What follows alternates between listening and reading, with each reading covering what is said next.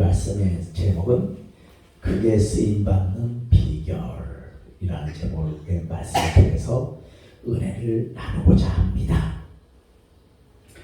우리는 오늘 본문의 21절에 누굽니까? 사울과 다윗이 나옵니다. 그래서 우리가 잘 아는 사울이 다윗의 누굽니까? 장인입니다. 그런데 이때 당시 왕이 누구냐면 사울이에요. 이스라엘 왕이 사울이에요. 그래서 사사기에 보면은 많은 사람들이 어떻게 해요? 우리에게도 왕을 허락해 달라. 왕이 있어야 되지 않겠냐. 근데 참 이스라엘의 왕은 누구셔요? 만군의 여호와 하나님이십니다. 그런데 이들이 계속 왕을 구합니다. 육신의 왕을 구해요. 그래서 하나님께서 허락하셔서 사울을 왕으로 세우십니다. 그런데 사울이 처음에는 잘하는 것처럼 보였는데 가면 갈수록 뭐예요? 계속 다윗을 시기하고 질투하는 것을 볼 수가 있습니다. 그래서 전쟁에서 블레셋과의 싸움에서 전쟁이 일어났어요. 그런데 다윗이 나가서 죽인 자는 어떻게 해요? 만만이고 사울이 죽인 자는 천천이다 하면서 여인들이 고무줄놀이를 하면서 했습니다. 우리 잘 아는 고무줄놀이 있잖아요. 그걸 하면서 전쟁에서 돌아오는 사울과 다윗을 향해서 사울이 죽인 자는 천천이다. 1000명밖에 안 된다. 근데 다윗이 죽인 자는 만만이다 하면서 다윗을 칭송합니다. 이때부터 뭐가 들어간 거예요? 질투가 들어갔습니다. 그래서 우리가 조심해야 될 것이 교회 안에서 뭘 조심해야 돼? 질투를 조심해야 돼. 질투. 이 많은 교회들이 깨어지고 분열되고 하는 것이 왜 그렇습니까? 질투가 있기 때문에 질투하면 안 돼요. 그래서 이 질투를 통해서 그때부터 어떻게 해요? 자기 다윗을 죽이려고 창을 던지고 합니다. 그런데 하나님께서 다윗을 이스라엘 왕으로 세우시기 위하여 계속 어려움을 피해갈 수 있도록 사울의 아들 요나단을 예비하셨고, 그래서 죽음의 고비를 넘기고 합니다. 그러면서도 하나님께서는 다윗을 보호하신 거예요. 결국 나중에 사울은 어떻게 되느냐? 점점 기울어져서 점을 치고 이렇게 하는 자가 되어버렸어요.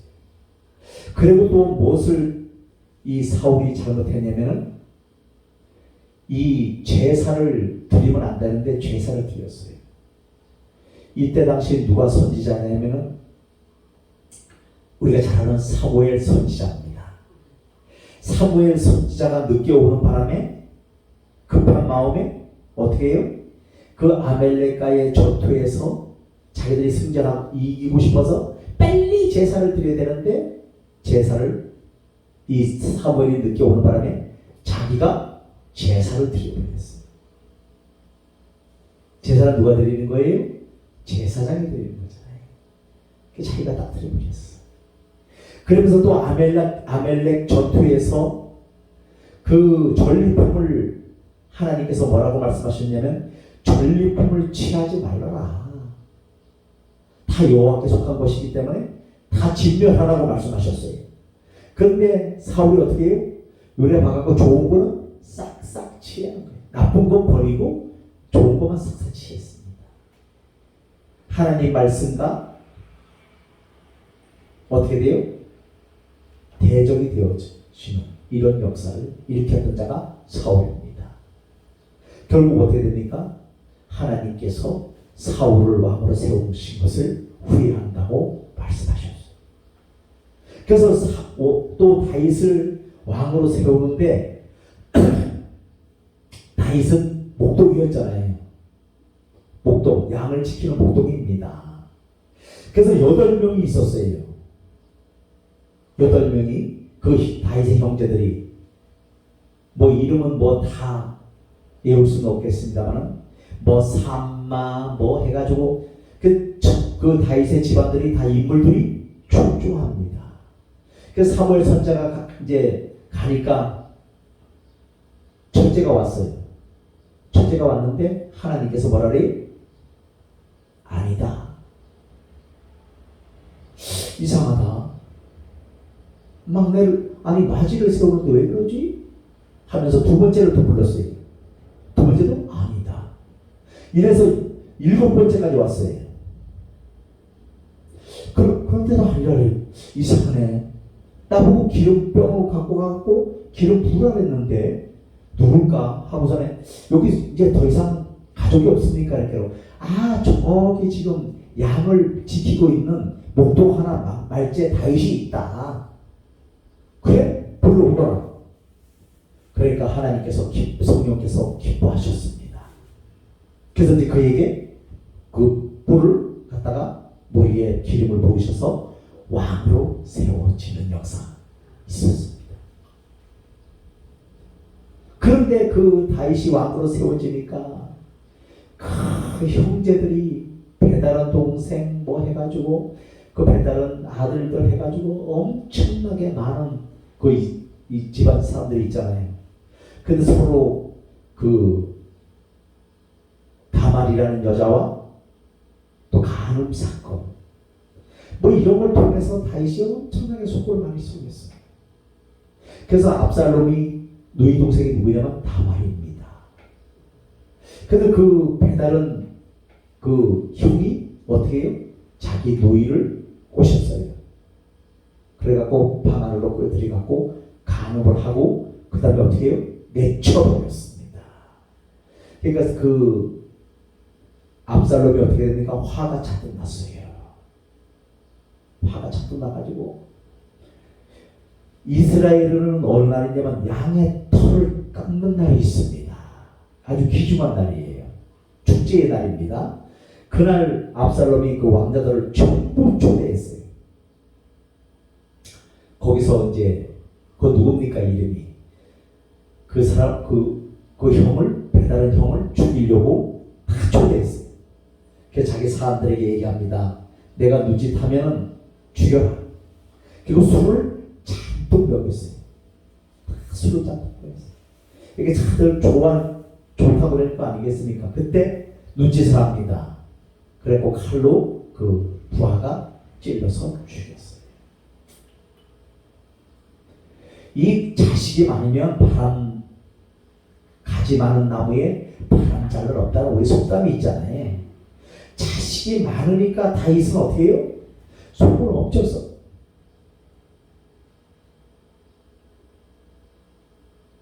그럼 이제 그게 지나가고 나니까 이제 그 압살롬이 도망을 가버렸어요. 멀리. 아버지한테 이제 혼날기 거북이 나니까 도망을 가고 했습니다. 근데 나중에 또 이 압살롬이라는 자가 그 아버지를 어떻게 해요? 왕권을 뺏으려고 다른 데서 또 사람들과 그 공모를 해가지고 어떻게 해요? 또 자기가 왕권을 쥐려고 하는 거예요. 왕이 되려고 하는 거예요. 아버지를 죽이고. 참 그거만큼 비참한 게 어디 있겠습니까? 자기 뱃속으로 난 아들이 어떻게 해요? 자기를 죽이려고 하니 얼마나 고통스럽겠어요. 그런데도 계속 그 산비탈로 도망을 가면서 그 요압 장군에게 얘기합니다. 내 아들 압살롬을 너그러이 용서해 주라. 죽이지 말아달라. 얘기합니다. 근데 이제 압살롬이 그 나귀를 타고 막 가다가 어떻게 상수리 그 나무에 머리가 기니까 딱 걸려버렸어요. 그러니까 나귀만 쏙 빠져나가고 이제 대롱대롱 매달려 있는 거예요. 그러니까 어떤 사람이 와서 얘기를 합니다. 지금 압살롬이 저기 상수리 나무에 걸려 있습니다. 요압 장군이 가서 어떻게 3번을 찔러 죽여버린 거예요. 그래 다윗이 얼마나 마음이 아버지가 괴롭겠어요. 아들이 죽었으니. 하면서 회개하는 것을 볼 수가 있습니다. 그런 다윗을 이 실수도 많고 한데도 하나님께서 오늘 뭐라래요? 다윗을 만나니 내 마음에 맞는 사람이다 라고 말하고 있고 내 뜻을 다 이루리라 라고 22절에 말씀하고 있어요. 그럼 우리가 봤을 때 다윗도 뭐 실수가 너무 많아요. 왜냐면 밧세바 간음 사건, 또 밧세바의 남편을 어떻게 해요? 맨 앞에 세워서 그 하살에 와서 죽게 만들고 자기가 밧세바를 치하하고 뭐 이런 사건을 통해서 실수가 많은 다윗이었지만 결국 이스라엘의 왕으로 하나님이 세우셨다는 사실입니다. 그래서 우리도 이 교회를 하게 되고 하면 어떻게 됩니까? 크게 쓰임받기를 원해요. 우리는 크게 쓰임받는 게 막 큰 교회를 하고 막 성도가 막 바울복을 하고 막 이런 꿈을 꿔요. 누구나. 나도 꿨고. 그런데 그렇게 되는 것이 아니에요. 하나님의 마음에 코드가 맞아야 된다는 거예요. 그럼 결국 하나님의 마음에 맞는 코드가 여러분 어떤 것이 있을까요? 첫째, 하나님의 말씀에 순종해야 될 줄로 믿습니다. 하나님 말씀에 순종하는 거예요. 두 번째, 예배에 성공하는 자가 되어야 된다. 예배에 성공하는 자. 세 번째, 주님을 경외하고 신뢰해야 된다는 거예요. 이것을 우리가 꼭 기억하시기를 다시 한번 예수 그리스도로 부탁을 드리겠습니다. 그리고 다윗이 이 목동이에 있었는데 다른 사람들은 왕을 세운다니까 자기가 될 줄 알고 미리 다 양 지키는 것도 방개치고 다 왔잖아요. 사무엘 앞으로 왔는데 다윗은 묵묵히 자기 일을 했다는 겁니다. 우리는 그 성경을 통해서 알 수 있는 것은 뭐냐면 아모스 선지자나 스가랴 선지자나 이런 분들을 보면 다 자기 일에 열심히 했던 자들이에요. 이 스가랴 선지자나 아모스 선지자나 이런 사람들을 보면 뽕나무 재배를 했던 사람들이에요. 그 자기 일에 충실할 때 하나님은 불러서 쓰신다는 사실을 기억하시기를 바라겠습니다. 아무나 쓰는 게 아니에요. 그래서 다윗은 자기 일에 최선을 다하잖아요. 목동의 시부로서 양을 지키고 끝까지 양을 지키고 있는데 형들은 왕을 세웠다니까 서로 자기가 왕 되려고 그냥 팽개치고 다 나왔잖아요. 사무엘 앞으로 왔는데 다윗만은 남아서 어떻게 해요? 자기의 사명을 다 감당하잖아요. 여기서 알 수 있는 것은 뭐냐면 하나님은 우리가 맡은 일에 최선을 다할 때 우리를 사용해 주신다는 사실을 꼭 기억하시기를 바라겠습니다. 선지자였던 사무엘이 특수한 인물을 가지고 베들레헴 이새의 집을 방문했다는 겁니다. 그때 형들은 기근이 오셨다는 핑계로 양떼를 팽개치고 집으로 들어가 있는 동안 다윗은 들에서 양을 지키고 있었다는 겁니다. 그래서 우리가 맡겨지는 일에 작은 일에 충성하는 자에게 내가 큰 일을 맡긴다고 말씀하고 있습니다. 우리는 큰 것을 맡긴다고 생각하잖아요. 그게 아니에요. 하나님은 처음에 작은 일을 맡겨봐요. 그래서 만약에 그 사람이 잘 감당하면 그 다음에 더 큰 일을 맡기신다는 거예요. 작은 일에도 충성 못하는 자가 어떻게 큰 일에 충성하겠습니까? 맞잖아요? 작은 일에 충성 못하는 자가 어떻게 큰 일을 하겠어요? 그러니까 작은 것을 충성하고 있을 때 하나님은 큰 일을 맡기신다는 사실을 꼭 기억하시기를 바라겠습니다. 두 번째는 다윗은 너그러운 사람이었다는 거예요. 다윗은 자신을 제거하기 위해 추적하는 사울왕을 피해 한동안 망명 생활을 했다는 겁니다. 그때 여러 차례 사울왕을 죽일 수 있는 기회가 있었지만 죽이지 않았다는 거예요. 그 죽이지 않는 이유는 딱 두 가지가 있는데 하나는 하나님이 기름 부으신 종을 자신의 손으로 처치할 수 없다는 것이었고 다른 하나는 너그러운 마음 때문이었다는 겁니다. 우리 예수 믿는 사람들이 세상에서 왜 인정을 못 받고 조롱을 받고 있습니까? 이 너그러운 마음이 없어요. 너그러운 마음. 너그러운 마음이 어떤 마음이에요? 이해하는 마음, 용서하는 마음, 하나님의 사랑으로 사랑하는 마음인 줄로 믿습니다. 이런 마음들이 있어야 되는데 이런 마음들이 없어요.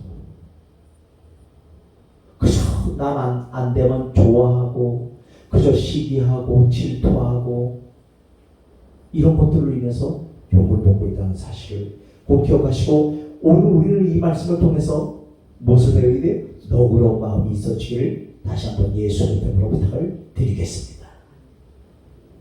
세 번째는 성령의 감동을 받은 사람이었다는 겁니다. 사무엘이 기름불을 취하여 그 형제 중에서 그에게 부었더니 이날 이후로 다윗이 여호와의 신에게 크게 감동되었다는 것입니다. 사무엘상 16장 13절에 말씀하고 있습니다. 여호와의 신에 감동되었다는 것은 다윗이 성령을 충만히 받았다는 것입니다. 여러분들, 우리 사랑하는 성도님들, 다윗처럼 성령 충만하시기를 예수의 이름으로 부탁을 드리겠습니다. 지금 요사이는 교회가 왜 이렇게 시끄럽고 이렇게 어려운지 아십니까? 성령 충만한 자가 없어요. 다 머리로만, 머리 지식으로만, 머리로만 판단하고 정죄하고 하기 때문에 성령의 역사가 일어나지 않습니다. 그래서 제가 늘 말씀드리지만 우리는 머리에서 하는 신앙을 떠나서 가슴이 뜨거워지는 신앙으로 바뀌어주시기를 예수의 이름으로 부탁을 드리겠습니다. 그래서 우리는 어떻게 돼요? 머리는 차가워야 돼요. 냉정해야 됩니다.